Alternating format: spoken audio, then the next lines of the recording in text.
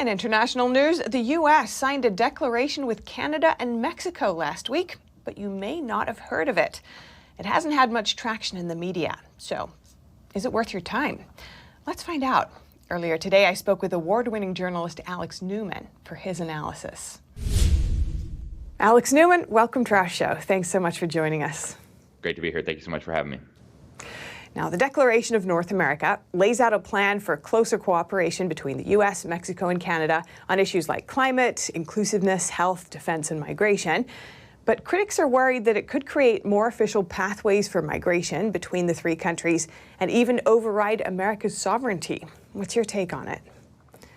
Those are very well-founded concerns, and in fact, none of this is a secret. If you listened to the comments that were made by President Biden, by Prime Minister Trudeau, and by Mexican President López Obrador, they were all very transparent about the fact that they want to make it easier for massive flows of immigration to move between the different nations under the guise of labor mobility. They use kind of fancy terms, I think, to confuse the public.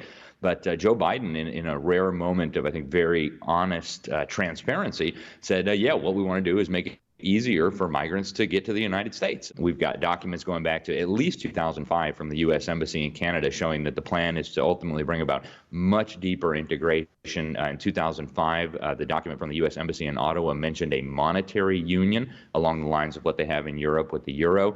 So this is it's an old agenda. It is an agenda to ultimately, I think, create what several people, including the former president of Mexico, Vicente Fox, have described as a North American Union, and that absolutely undermines American sovereignty. In fact, I would argue that it's already been undermined through the setting up of these North American tribunals, North American bureaucracies, first under NAFTA and then later under the USMCA. And it's notable that of 6 pillars mentioned in the plan, diversity, equity, and inclusion is the first. Migration is listed 4th, but it's largely focused on welcoming migrants, as you mentioned, and combating xenophobia rather than stemming the influx of illegal immigrants. What do you think about the order of the priorities that are laid out there?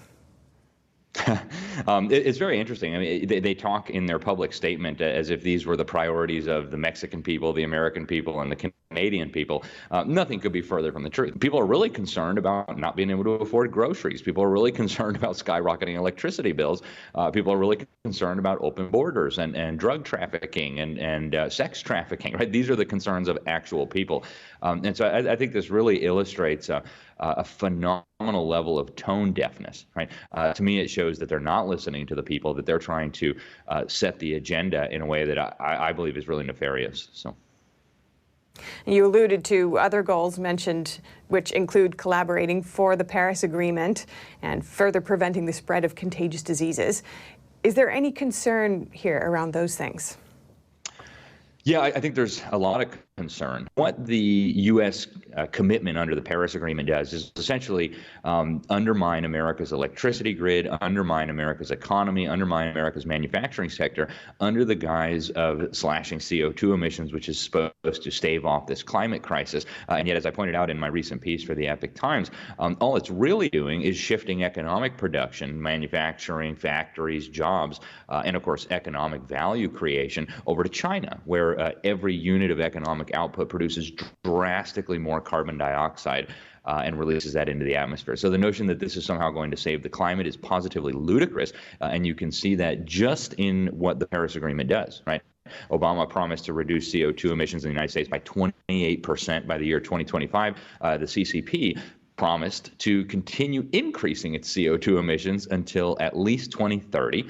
And I mean, they said this publicly, right? And then they said they would peak in 2030 and then maybe start going down. But of course, they're building coal-fired power plants so quickly, there's absolutely no way that's actually going to happen. They'll be increasing their CO2 emissions long into the future. They already put out drastically more than all of the Western economies combined.